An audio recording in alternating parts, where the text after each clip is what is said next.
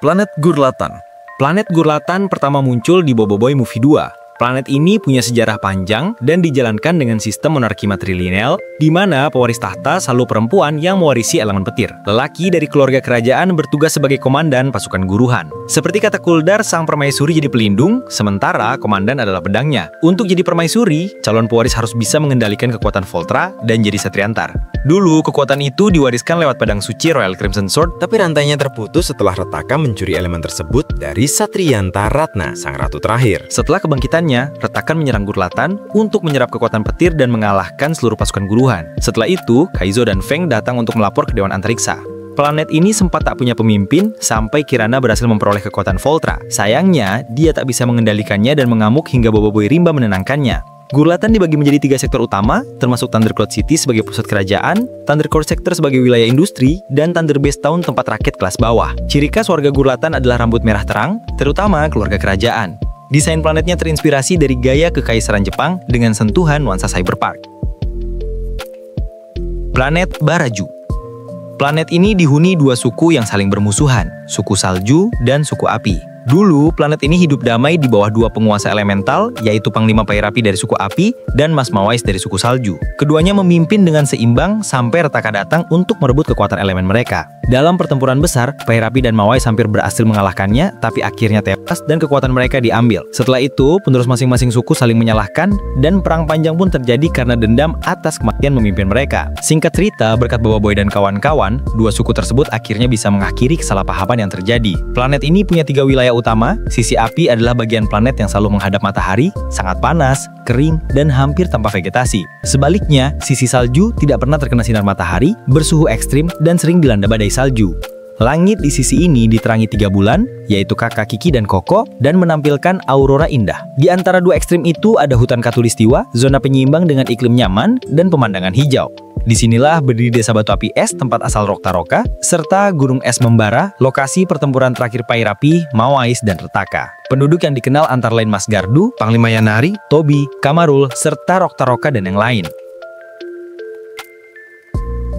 Planet Atata 3. Atata 3 adalah planet asal Adudu yang mengelilingi matahari setiap 600 tahun alien. Planet ini mirip bumi tapi berbentuk kubus, dan udaranya sangat tercemar akibat banyaknya pabrik. Polusi ekstrim membuat beberapa tanaman punah, termasuk kakao yang sudah hilang sejak 30.000 tahun lalu. Karena atmosfernya beracun, manusia tak bisa hidup di sana, tapi ras Kubulus bisa bertahan karena mereka tak punya hidung sehingga tak menghirup udara beracun. Punahnya kakao membuat Kaisar memerintahkan Adudu untuk pergi ke bumi dan mendapatkan energi kakao. Dulu, Kubulus pernah diserang alien jahat, namun berkat ciptaan mereka, Kelam Kabot, mereka bertahan dan menyelamatkan planet mereka. Setelah itu, Kubulus menciptakan banyak generasi Power Spera. Ironisnya, mereka kemudian berubah menjadi ras penakluk dan menaklukkan banyak planet lain di galaksi. Kelam Kabot menentang penyalahgunaan Power Spera dan akhirnya mengirim semua Power Spera keluar dari planet dengan kekuatan teleportasinya. Setelah Kelam Kabut menghilang, Kaisar memerintahkan agar semua Power Spera diburu dan dikembalikan dengan cara apapun. Atata 3 dikenal memiliki teknologi paling maju di galaksi dan terbagi menjadi beberapa sektor, termasuk sektor 7, 12, 16, 18, 24, 42, dan 63, dengan sektor 42 sebagai sektor terendah. Planet Bayugan. Planet Bayugan muncul dalam Boboiboy Movie 2. Di film ini, Retakan mendatangi planet tersebut dengan tujuan memperkuat kekuatan anginnya. Untungnya, Yaya berhasil menyadari rencananya lebih dulu sebelum sang penjahat tiba. Bersama Ying, mereka segera mengirimkan peringatan kepada para penduduk planet Bayugan, sehingga seluruh warga berhasil diselamatkan sebelum serangan terjadi.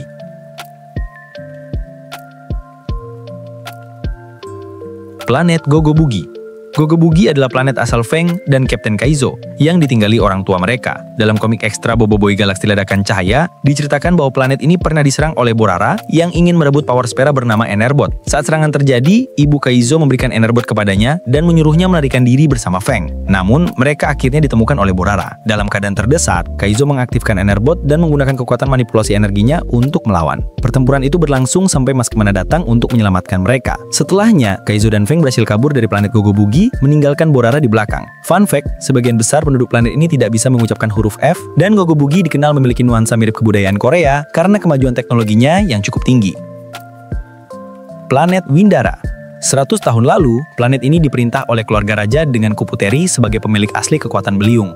Namun setelah terluka dalam pertempuran melawan Retaka, Kuputeri beristirahat di dalam kepompong selama 100 tahun. Selama itu, kekuasaan diambil alih oleh Emperor Ramos, sosok yang memimpin dengan tangan besi. Saat Kuputeri bangun, planetnya sedang berada dalam perang besar. Dia mencari Boboiboy untuk meminta kembali elemen angin untuk melindungi Windara dari penjajah.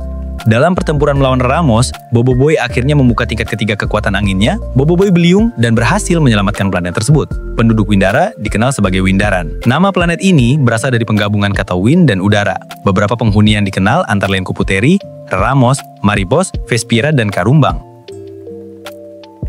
Planet Rimbara. Planet Rimbara adalah satelit alami dari planet Quabac. Planet ini didominasi hutan lebat dengan keanekaragaman geografi dan biologi yang tinggi. Flora dan faunanya mirip seperti bumi, tapi memiliki ciri khas unik. Penduduknya terdiri dari berbagai spesies makhluk berakal yang bisa berbicara dan hidup berperadaban berbeda dengan bumi yang hanya dihuni manusia sebagai satu-satunya makhluk berakal. Beberapa lokasi penting di planet ini antara lain Kampung Cendawa, tempat tinggal kaum Cendawa yang dipimpin oleh Tok Cendato. Rumah Tok Cendato memiliki lukisan kisah lama Raja Balakung. Ada juga Belantara Rimbara, rumah gaharum berupa pohon raksasa di tengah hutan, serta hutan Baka Utara yang menjadi lokasi garam kristal dan sarang berolang Kas Brother. Di Lembah Cidas, terdapat ladang cabai suci yang dijaga oleh kaum Muryong dari Kampung Muryong. Selain itu, pokok kelapa langit dikenal sebagai pohon tertinggi di planet ini. Dan Snowasis adalah oasis beku di pegunungan tempat api Rubiru berada. Penduduk utama Rimbara meliputi kaum Cendawa, Guru Gaharum, Berolang Kas Brother, kaum Muryong, Profesor Utan, dan lainnya yang nggak bisa gue sebutin satu persatu. Intinya, masing-masing dari mereka berperan dalam menjaga keseimbangan kehidupan planet tersebut. Planet Quabac. Planet Quabac muncul dalam Boboiboy Movie 2 sebagai tempat tinggal Tok Kasa setelah menyegar Retaka 100 tahun sebelumnya. Planet ini menjadi lokasi pelarian Boboiboy, Gopal, Ochobot, Papa Zola, Pipi Zola, Adudu, dan Prop setelah markas Tapovs diserang oleh Retaka dengan koordinat yang diberikan oleh Kokochi.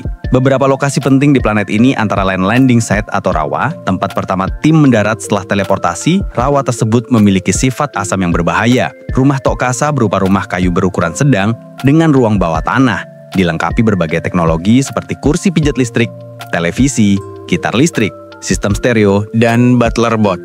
Training ground adalah area berangin kencang, tempat Boboiboy, Gopal, Adudu, dan Prop berlatih bersama Tok Kasa. Hutan di Quabac dihuni makhluk mirip kukang bernama Kangkong yang berburu di malam hari dan tidur di Kangkong Cave. Tempat Boboiboy dan Gopal diuji untuk mengambil sehelai rambut dari King Kangkong. Selain itu, ada air terjun tempat latihan ketahanan di bawah air dingin, serta Crystal Cave, lokasi Tok Kasa berlatih dengan elemen kristalnya. Penghuni Quabac yang dikenal antara lain Tok Kasa, Butler Bot, King Kangkong, Para Kangkong, dan pohon unik bernama Bug Tree.